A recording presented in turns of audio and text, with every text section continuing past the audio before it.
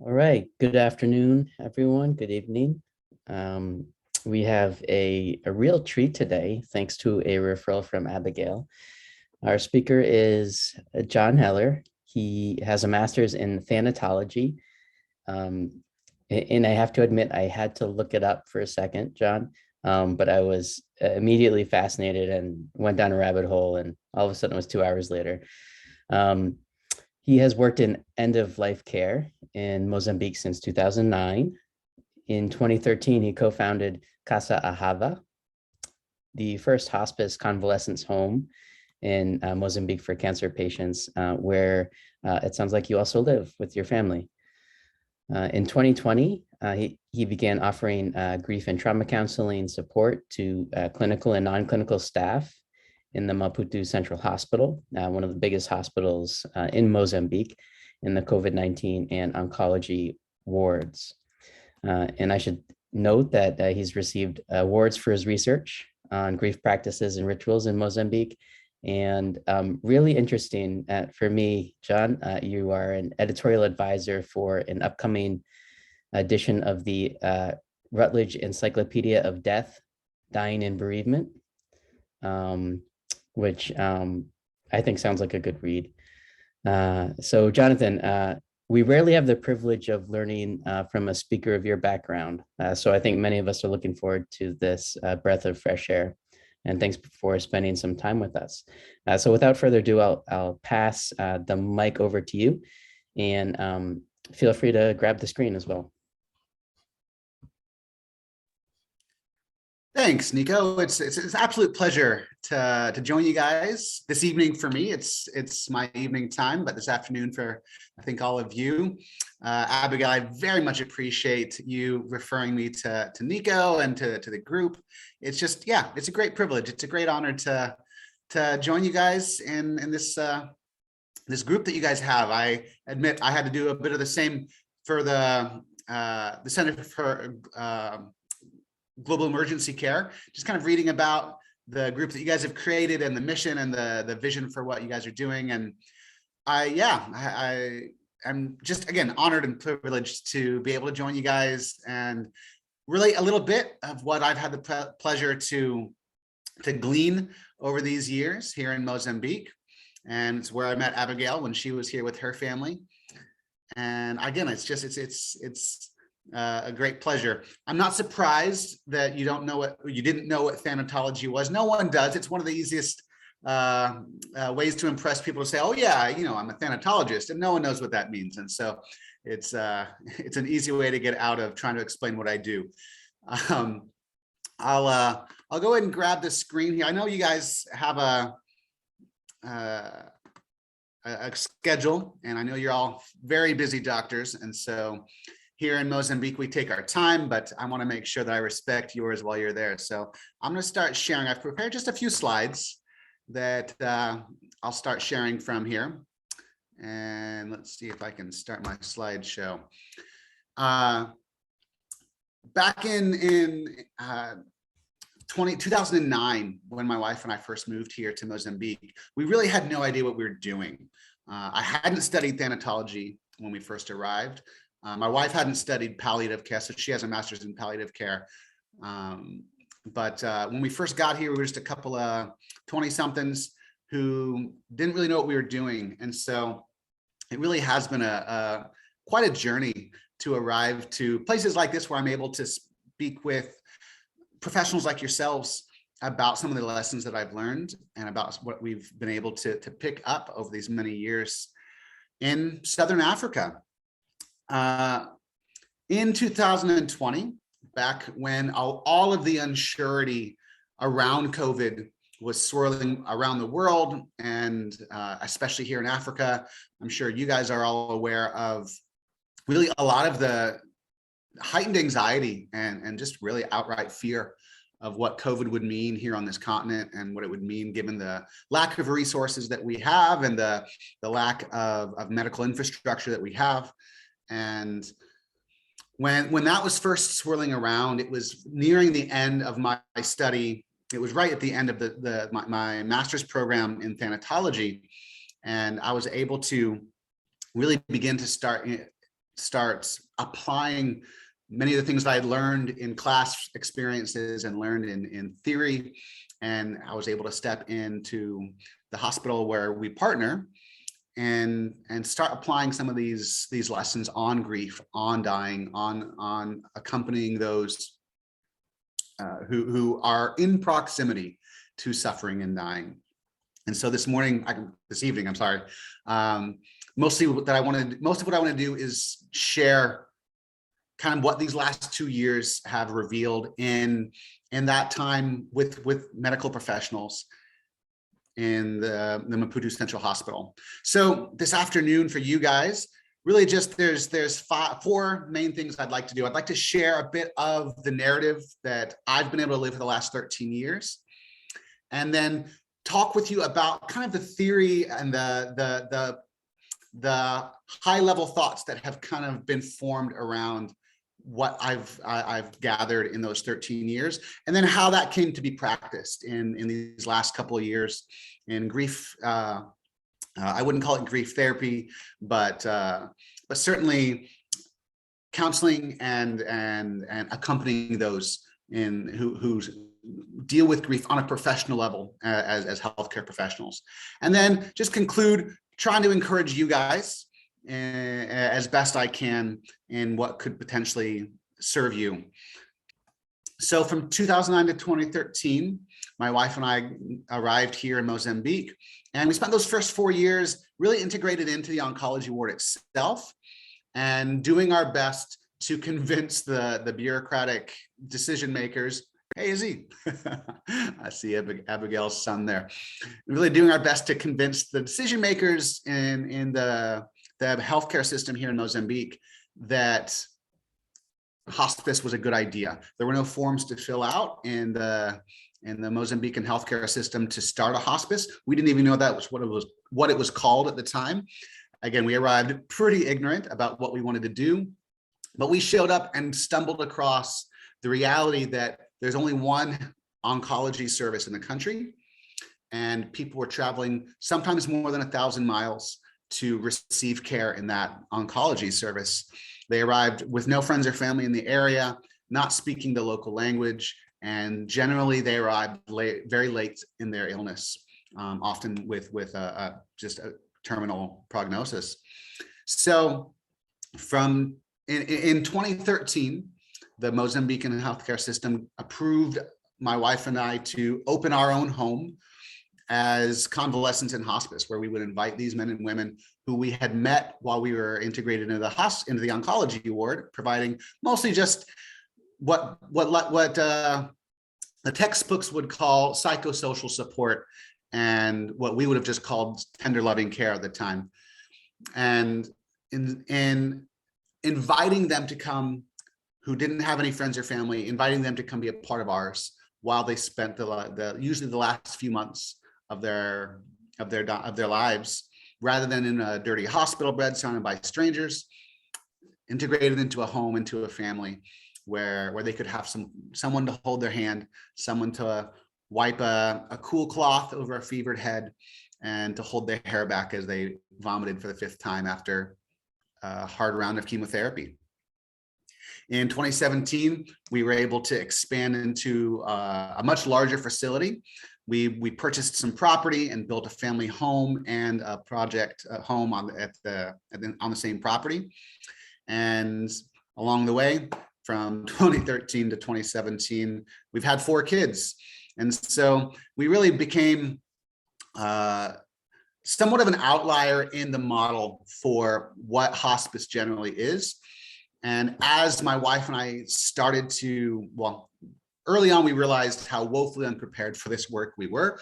And so as we began to formalize our knowledge, and as we began to just find some wisdom in academia and YouTube, when that failed, we started realizing really how much of an outlier we were, really how distinct the model that we had accidentally created was, which was to actually live among the dying and actually spend more than an 8-hour shift integrated with those who live with chronic illness and those who are facing their own mortality.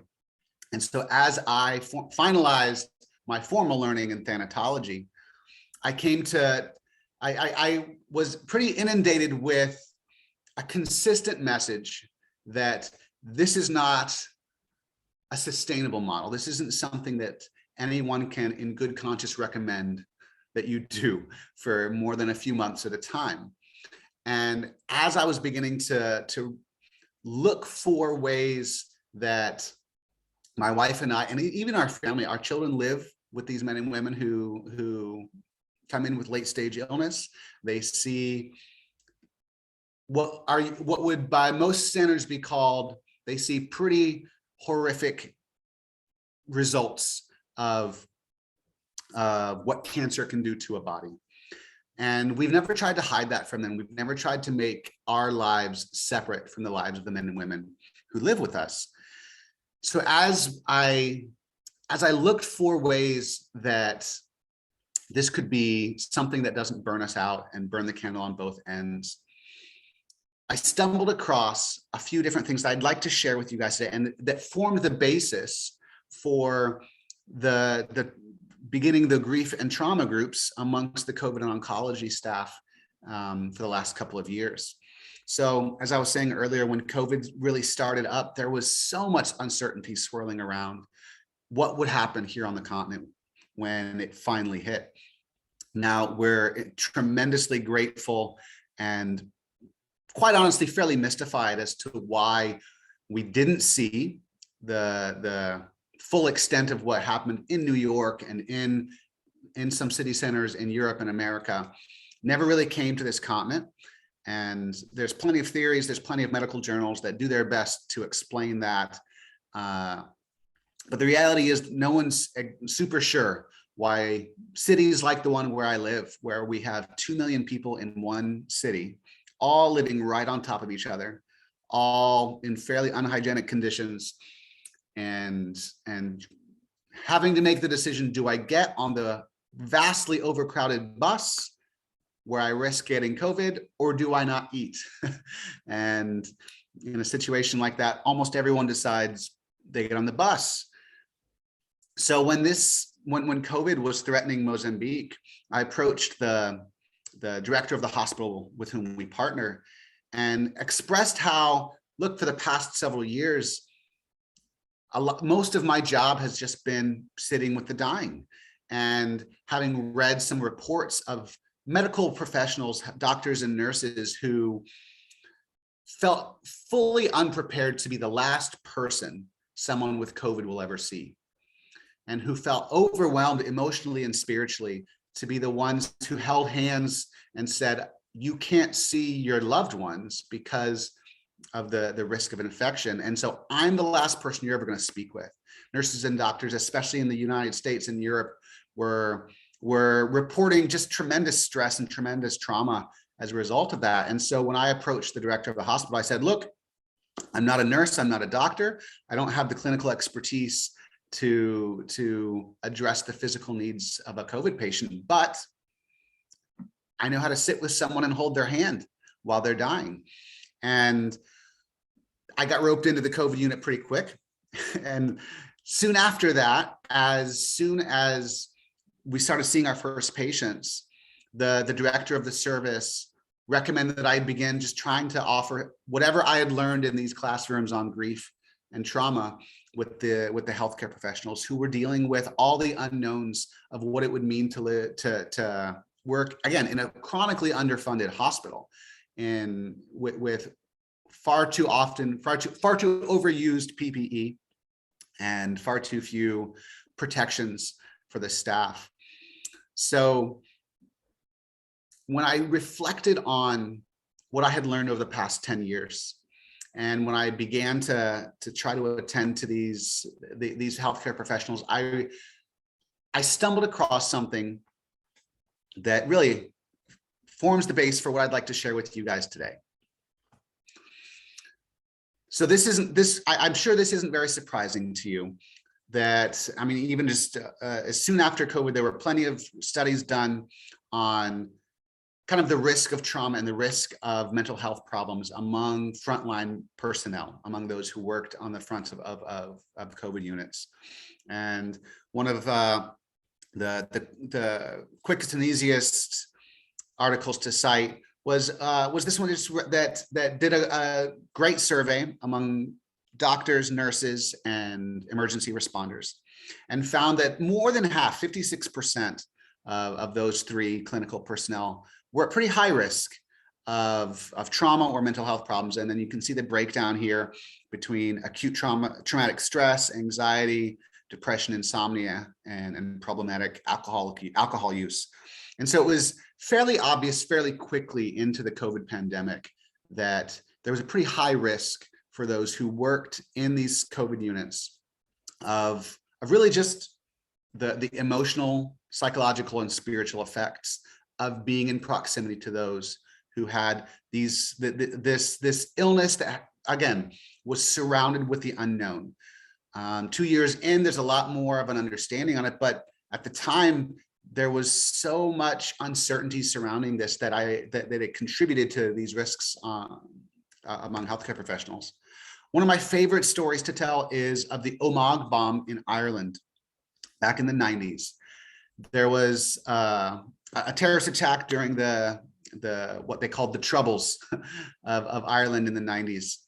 And it was several dozen people were killed, hundreds were injured in this terrorist attack.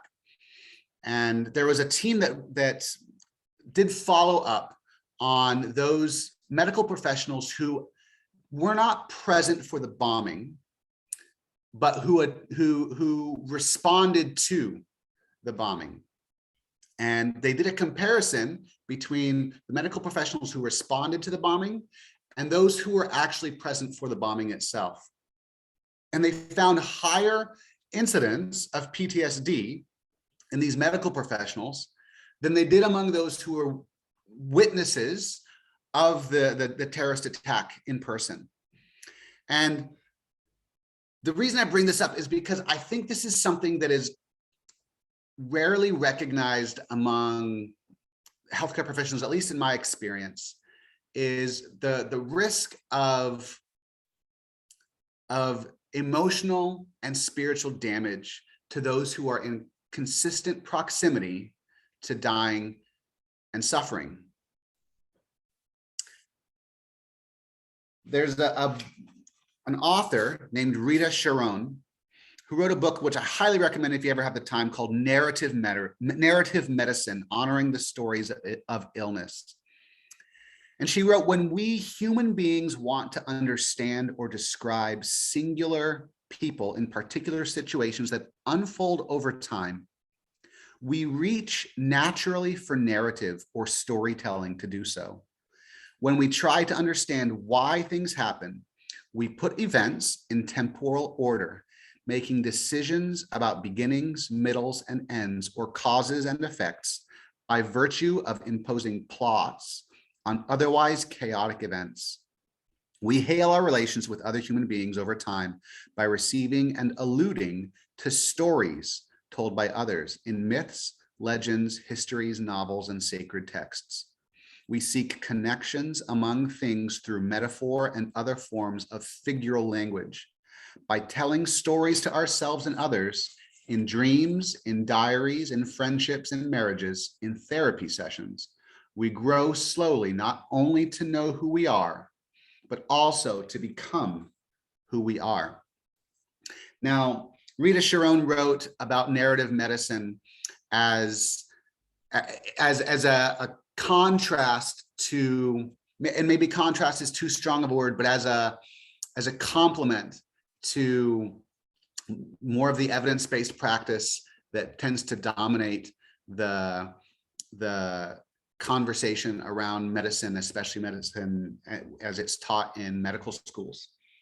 She advocated for, I'm not going to do it fully justice, but she advocated for narrative competency among physicians. Now, having read her book and not being a physician, I can't say that I'm convinced about the efficacy of her method. But what I am convinced by is the idea that story, especially for those of us who are in consistent connection with dying and suffering, story and narrative are absolutely essential for attending to the effects of that dying and suffering that we witness. Now, another author named Immanuel Katangoli, who was born in Uganda and is currently a professor in Notre Dame at the University of Notre Dame, wrote a book about lament here in Africa. And I want to read one more thing to you guys. He wrote, "In the midst of suffering, hope takes the form of arguing and wrestling with the sacred.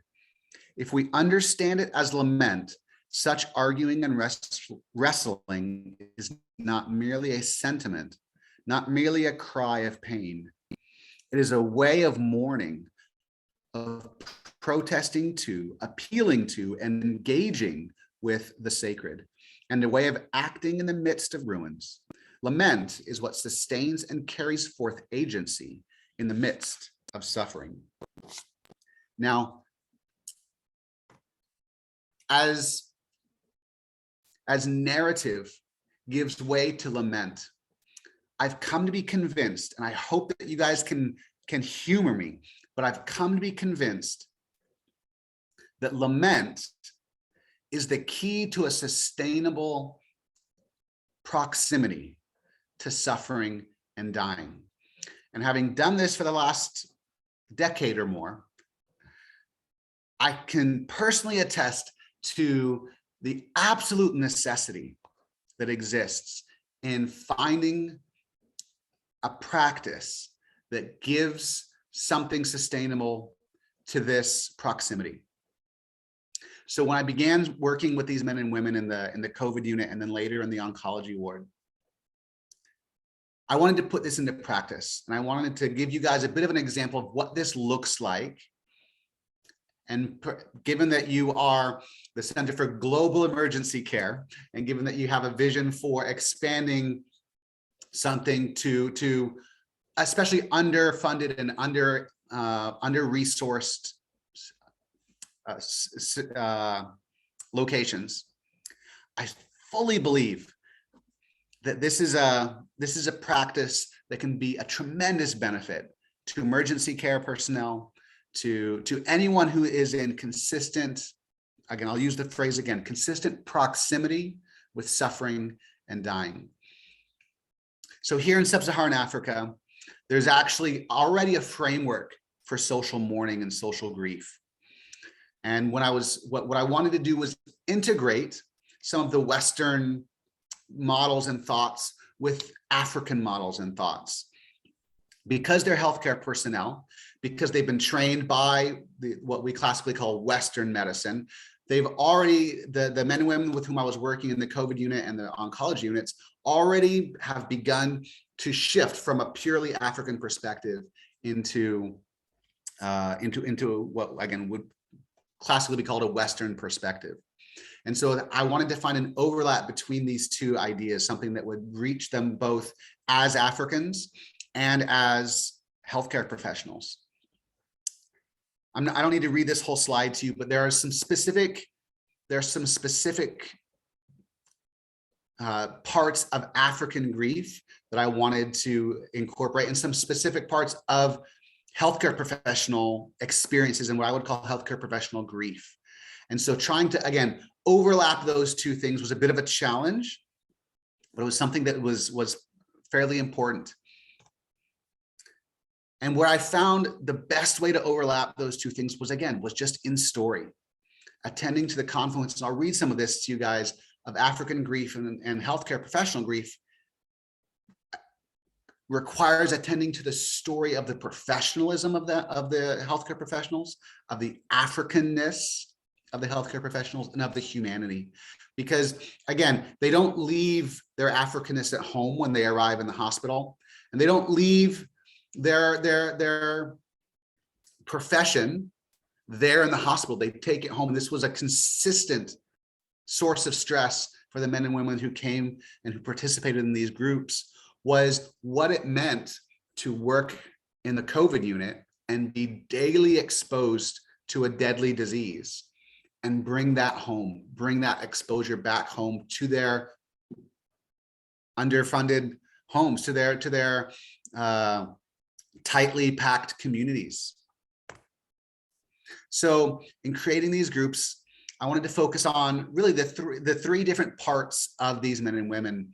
And again, as professionals, they were eager to engage on the intellectual and cognitive side. And so because we speak Portuguese here in Mozambique, they also, their first language is Portuguese, but English was hard for them. And because so much of the global knowledge on COVID was written in English, it was an easy method for me to, an easy bridge for me to cross, is to find resources and journals and articles written in English that I could then translate to Portuguese and keep them feeling a bit up to speed on global developments, especially in 2020, as everything, week to week, information was changing. And the bulk of our practice was in the emotional and spiritual side, where we focus mostly on story. We would invite people to share what they experienced that week, either in the COVID unit or outside of it, and giving space, giving somewhere safe where they could share, and where they could, again, I'll come back to where they could offer lament. It didn't have, it wasn't focused on problem solving. It wasn't focused on looking for solutions. It was giving space for, especially in this underfunded, under-resourced situation, giving space for naming and being frustrated with and arguing against that which we didn't control, that which we had no input into other than to say, this hurts and this is hard.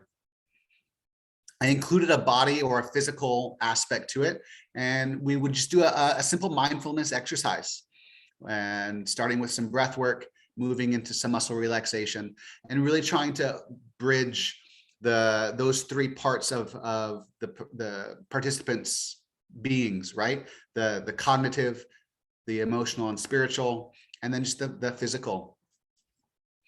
And so during the, again, I don't have to read all this to you guys, but I would often, look for recent studies, recent therapies for COVID, and share those in the group settings. In the emotional time, I would look for a borrowed narrative. I would find a story that could potentially speak to some of the grief that we were seeing there. I would ask participants to share their laments, to share their grief, and then then we would usually conclude, not usually, always conclude with just a mindfulness exercise, a time where we can focus on being present, focus on breath, focus on our own bodies, and focus on the way that grief and trauma is carried within the body itself. And usually between 20 and 30 minutes, these grief groups would carry on. And again, the breakdown is here. I don't need to read the whole thing over for you guys, but yeah, a soft opening, a quick ritual of welcome, and those things following. So for you guys, really, I don't want to spend a ton more time here, but I would ask you guys to consider, as you are in proximity to suffering and dying in your own profession, in your own practice of medicine, consider the grief that you may not honestly know that you carry. Consider that what is often called countertransference. I'm not sure how outside of the thanatology world that word is used, but what's often called countertransference, which is this idea that the hardship and the grief that is in the patients that you attend transfers to you, and making peace with that, making peace with the idea that that being in proximity to dying and being in proximity to suffering has effects on you, in your intellect, in your emotional and spiritual reality, and in your body. And in an incredible book, another book that I would highly recommend, by Jeffrey Bishop, called The Anticipatory Corpse, Medicine, Power, and the Care of the Dying. Bishop wrote, although there may be many motives for becoming a doctor, in what follows, I will assume that most doctors are moved by the suffering of another. Medical school applications often tell stories about individuals who have touched the lives of potential students and frequently concern the suffering of someone close to the student. So, prior to the study of medicine, the suffering other calls for response from the potential student, and the suffering that she perceives moves her to respond. Before becoming or considering becoming a doctor, she perceives the suffering of the other and, in a different phenomenological sense, suffers in the perceiving. Thus, the perceiver sees suffering and is called out of her own projects and purposes for the good of the other. She recognizes the need of the suffering other, and she is called into being a caregiver, perhaps even called into becoming a doctor by and for this particular suffering other. In the suffering of the other, one is called into becoming, and thus into being, what the other needs. Both the other and the perceiver undergo a transformation of being. They both suffer, though each suffers differently, and each undergoes a different kind of transformation. Each suffers the loss of the way things were. Now, I read that because I want to call attention to the reality that I've become convinced is true, that in your attending to those who suffer, you guys, everyone who's on this call, you guys suffer the loss of the way things were. And if you consistently ignore the suffering and the loss that you experience, if you consistently fail to consider your own story, your own suffering as you grow into your late stages of life, I would ask you to consider that maybe the maxim that doctors make the worst patients, which every doctor whom I've asked usually agrees with, I would ask you to consider that maybe that is often true, because doctors have spent their entire profession ignoring the call to lament and ignoring the call to grieve when the time is right.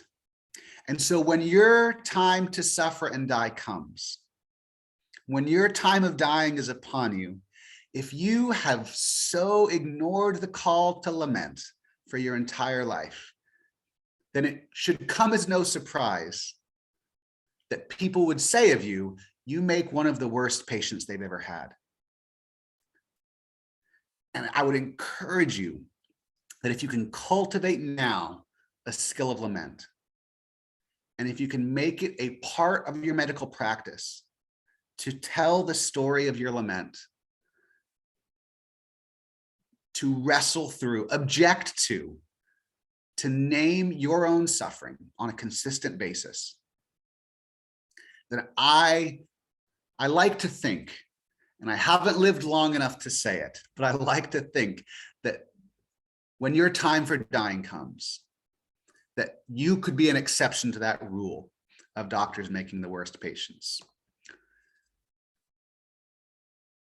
If you're interested, there's a list of some really, some great books that could speak to that, and speak to how to set up some practices in creating space for lament in your own medical practice. It's been incredibly important for me and for my wife, as we live with the dying, to make a consistent practice of lament, a consistent practice and ritual of grief. Not grief rituals, but a ritual of just grief. And so I would ask once again that you guys please consider, as you develop into a global center for emergency care, and as you speak into the lives of men and women around the world who will offer emergency care to the suffering and the dying in places maybe like Mozambique, that please include the encouragement that lament and grief are integral to their profession, and to ignore lament and grief puts them at great danger.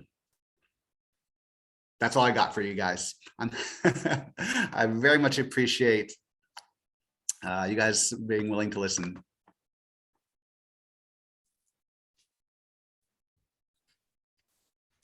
Thank you, John, for sharing this amazing trailblazing story with us. We can open it up for discussion now.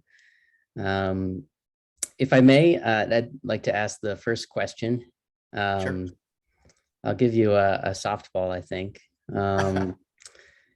I completely agree. You know, in recent until recent years, medical training in the U.S. was so strongly focused on fighting against death to the very end and avoiding lament. And I know the hospice story in the U.S. is colored by this immense resistance and lack of acceptance in the field. I wonder if you had encountered something similar in Mozambique, in a resistance to embracing a palliative approach to the care of people who are actively dying. I appreciate the question. The answer is yes. And I attribute that primarily to the oftentimes jarring differences between traditional African views on death and dying, and the imposition is maybe too harsh of a word, but the adoption of again, what I'll refer to as Western medicine, and with really all the tremendous benefits that come with Western medicine and just antibiotics and just basic care. Traditional African views have a hard time distinguishing between what is possible with Western medicine and what is just magic. When you don't understand the biochemistry behind antibiotics, when you didn't grow up with running water and electricity, when you don't have an intuition for what biology really is and does and what the human anatomy are, then taking a pill from a doctor is not so different from mixing some roots from a traditional healer. And so when Western medicine is clearly so much more effective, then there's often a reluctance to accept the limits of that. And so all that lands in the answer to your question is being yes. It's both among healthcare professionals and patients alike. There is often a sense of just keep throwing medicine at it, and rather than recognizing that can hurt and that can make things worse.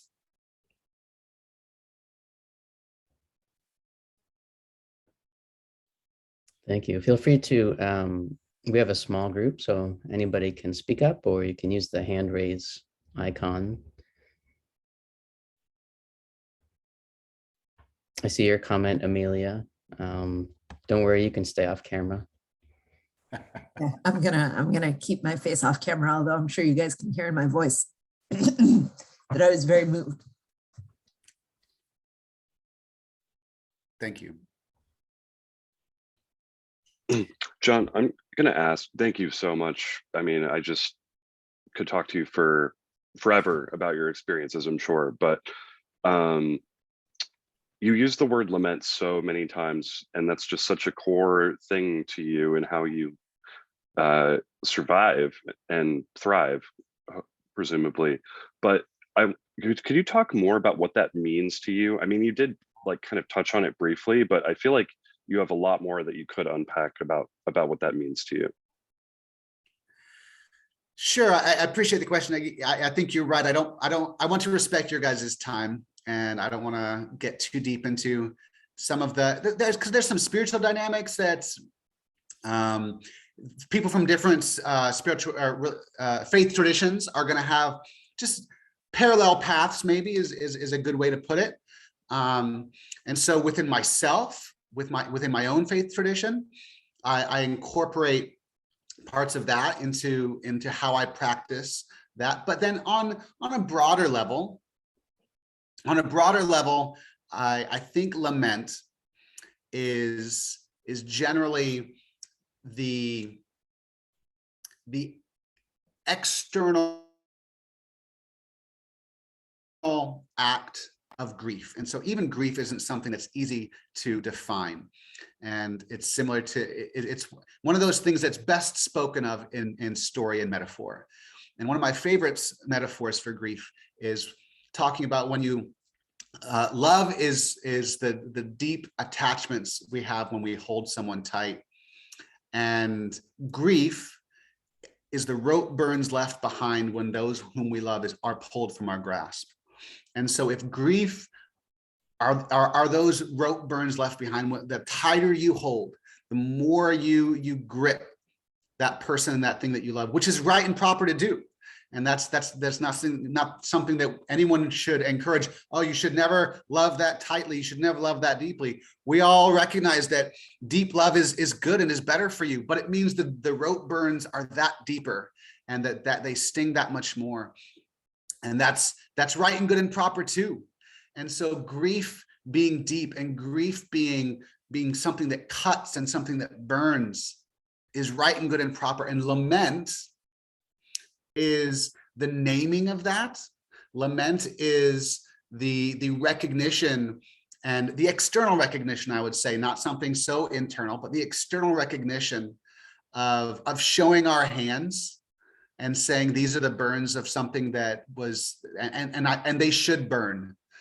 And it can also be something that's saying like that it hurts.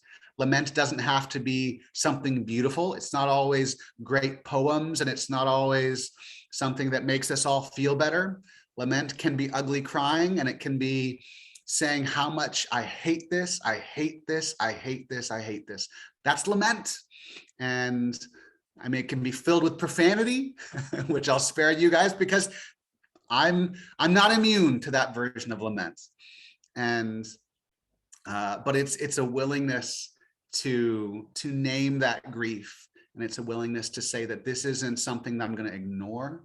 It's not something that I'm going to minimize or pretend like the rope burns aren't that deep. I don't know if that's a good way to answer the question you asked, Nick, but I hope so.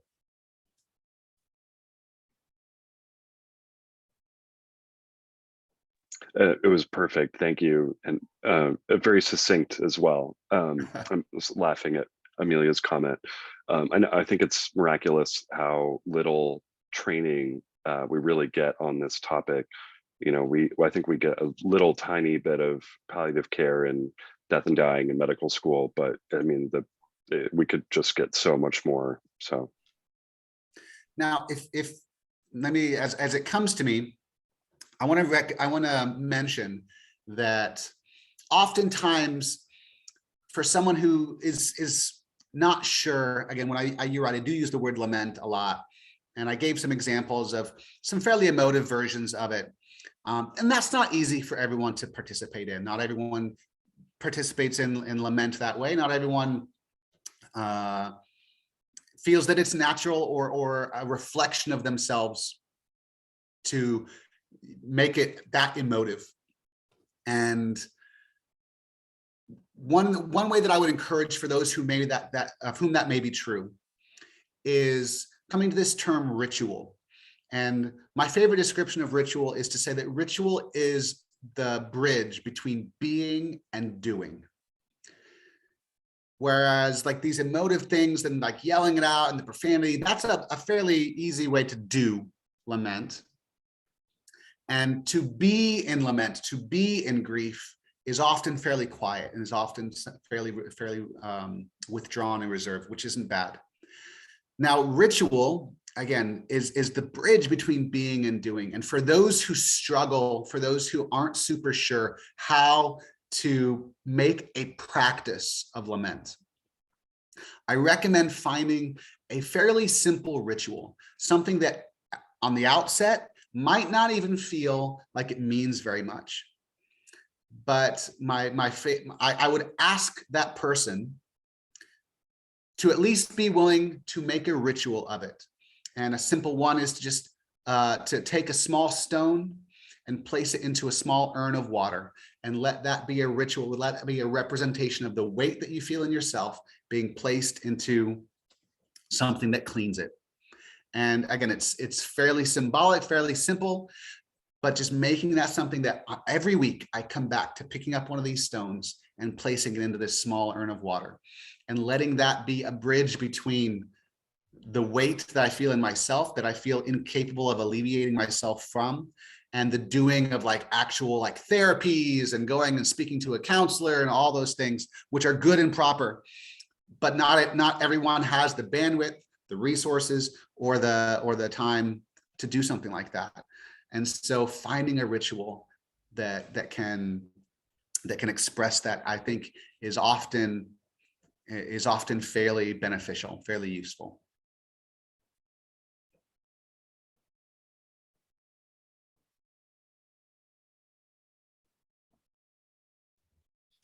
I'd love to hear, moving right off Nick's question, if you have, some of these right off the top of your head, some of these other short little rituals.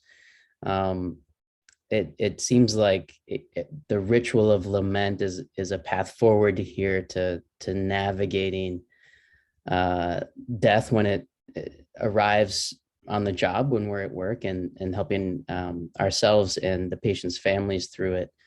I know some of us do a moment of silence in the room after we have ceased resuscitation or pronounced a patient.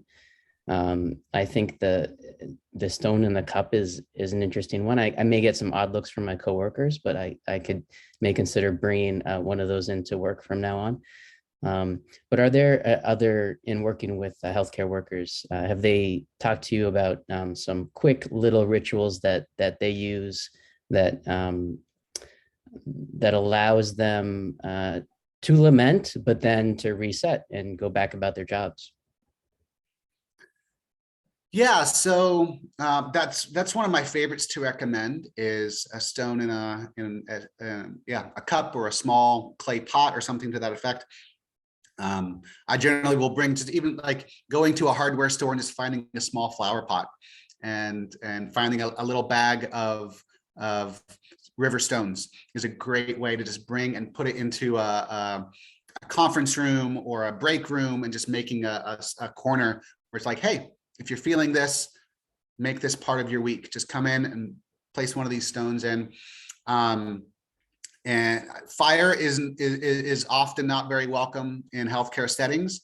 But there's something primordial about us as people, where water and fire and earth tend to mean something to us. And so I like that one as a water, incorporating, letting water be a cleansing aspect. If there's a place where candles can be burned, oftentimes hospitals have small chapels, have small just interfaith rooms where candles can be burned, a place where just someone can come in and light a candle and let that candle represent something to them. Let it be just a place where it's like, it doesn't even have to be something that has been very articulated. Just being, this candle is my ritual of lament. I come and I light my candle and I stand for a second and I let that be, and I walk back out. And again, letting that be the bridge between being and doing. And then again, earth is another one of my favorites. There's an incredible author named Francis Weller, who wrote a great book about ritual in grief.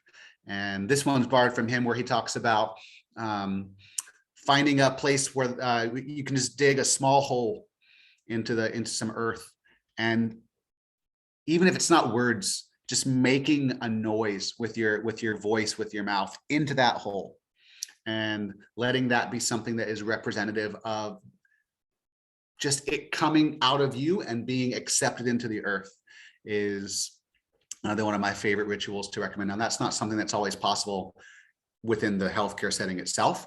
So that may be more of a personal ritual for someone who can do something like that at home. But those are the three that come to the top of my head as you ask, Nico. John, thanks so much for joining us and sharing your work and your stories. You just inspired me to try on a ritual.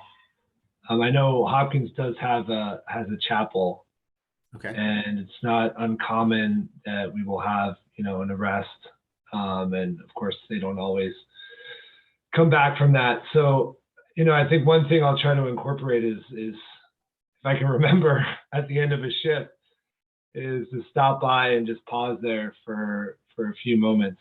There was one of the hospitals I worked at in Israel had a beautiful synagogue with Marc Chagall windows, and I would go there every now and then, and it was such a peaceful place.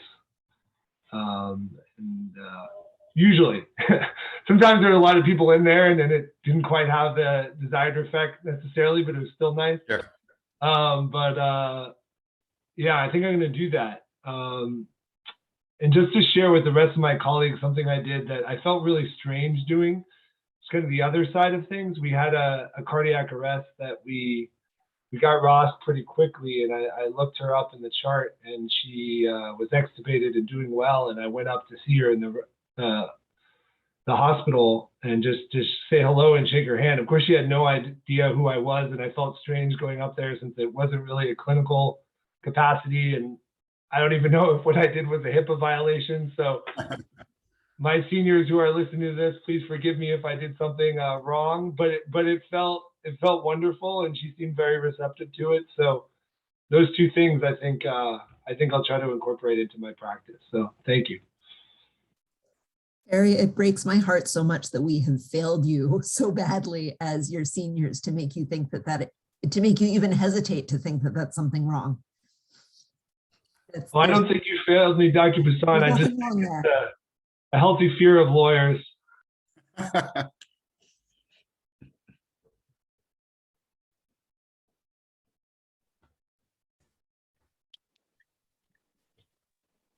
John, oh, sorry, go ahead. Go ahead, Amelia. Can I ask a question? Which is, have you ever met any doctors who are good at this? Have you ever met anyone, and how did they get good at this in the face of, at least the US healthcare culture is inimical to many of the practices that you're describing? I'm embarrassed to say I have not. Now that's not something that I would say. I'm not well traveled, especially among US physicians.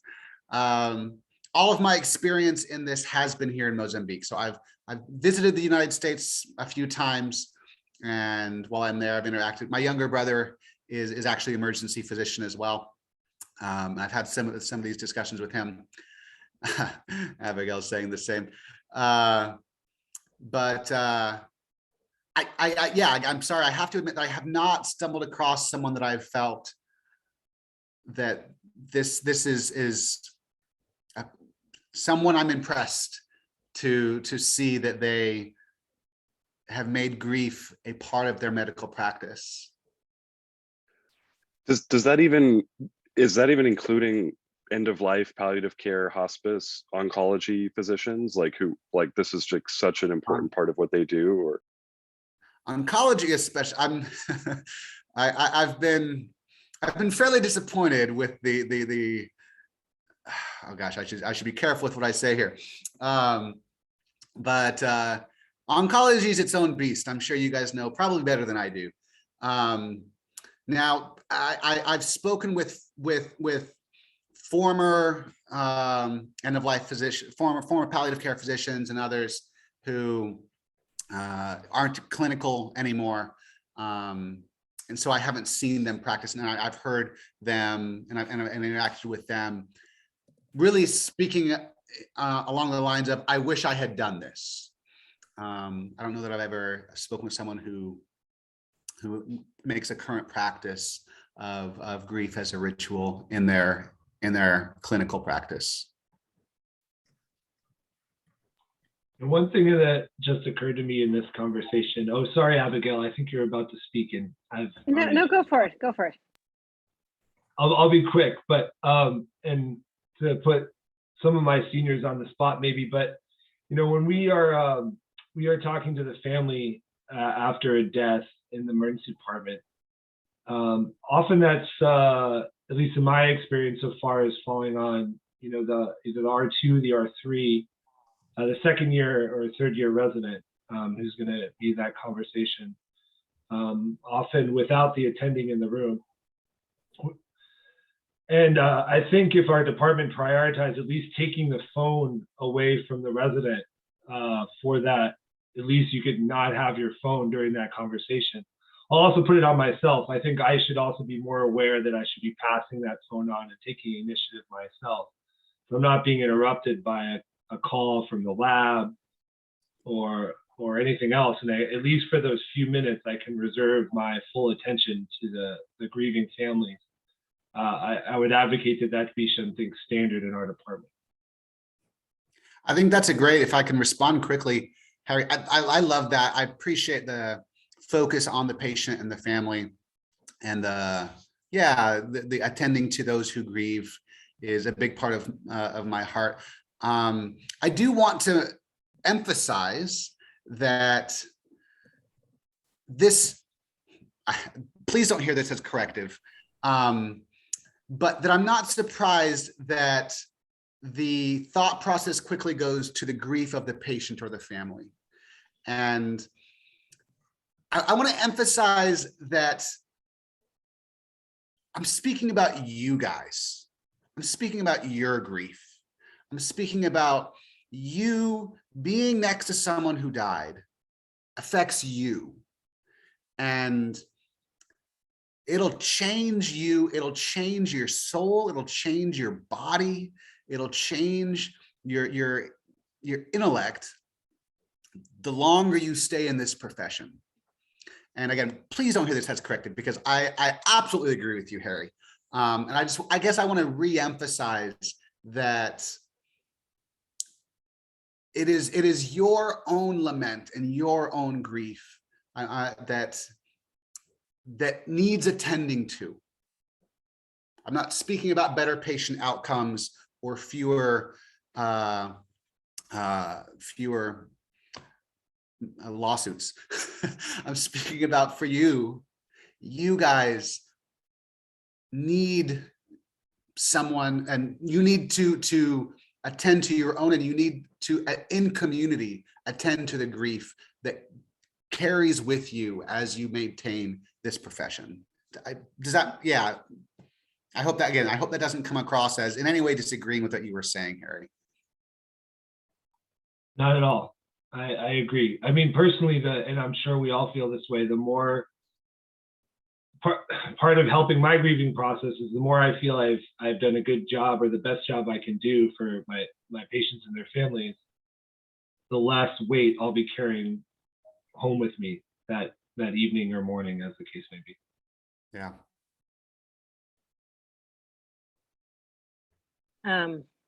If we have time, I'm going to trust Nico. You're the timekeeper, and you're paying attention to how much time we have. Abigail, I think we'll honor you with the last comment, and then we'll close up. Yeah, I guess one kind of reflection, and then a question to kind of bring it back around, I guess, to global setting. I guess one comment is just, I don't know if we're allowed to separate this conversation from death, but I feel like so much of the sorrow I carry sometimes are for patients who didn't die, right? But just witnessing that kind of injustice of the life they lead in other ways. So I wonder kind of about broadening that kind of the sorrow we carry. And then number two, I'm kind of curious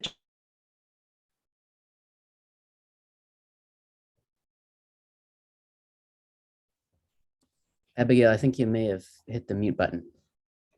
Am I on mute? I'm on mute. Start Where over did with you number lose me? 2. Okay.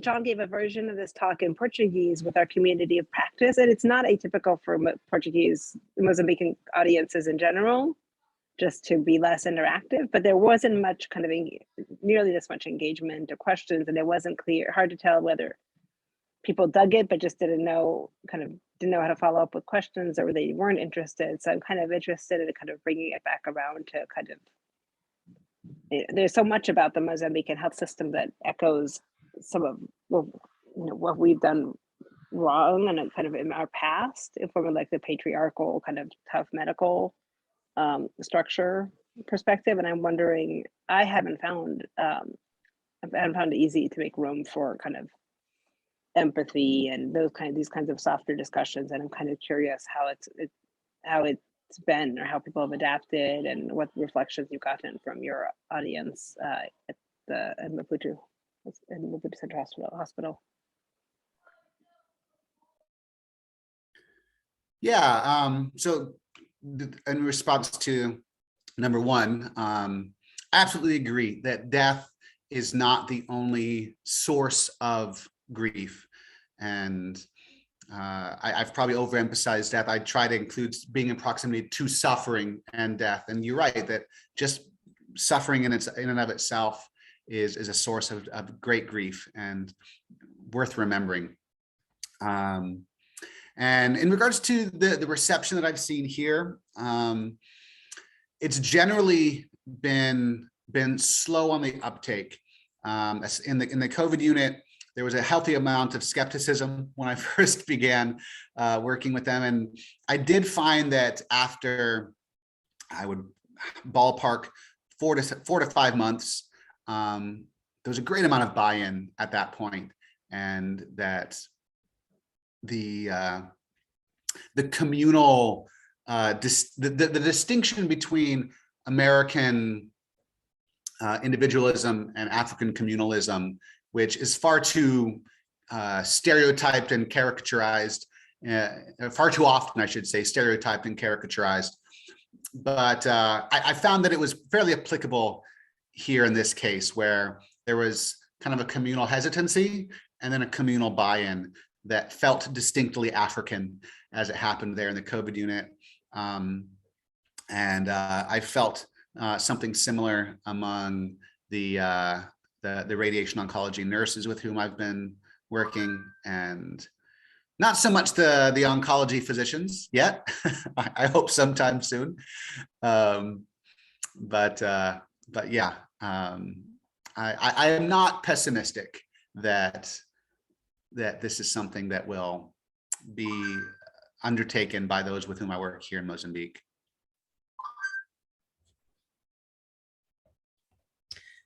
Well, thank you so much, John. It's truly been a pleasure. If we haven't made it too painful for you, I'm sure we'd love to have you back in the future. And thank you everybody for attending. I hope everyone has a great week. And for those who are not here with us but wanted to be, we'll get this recording up in a little bit. All right, thanks everybody. Pleasure. Thank you. Thanks, John. I just signed up for updates on your blog, so I hope to hear more Great. about what you guys are doing in the future. Thank you. We'll keep you informed.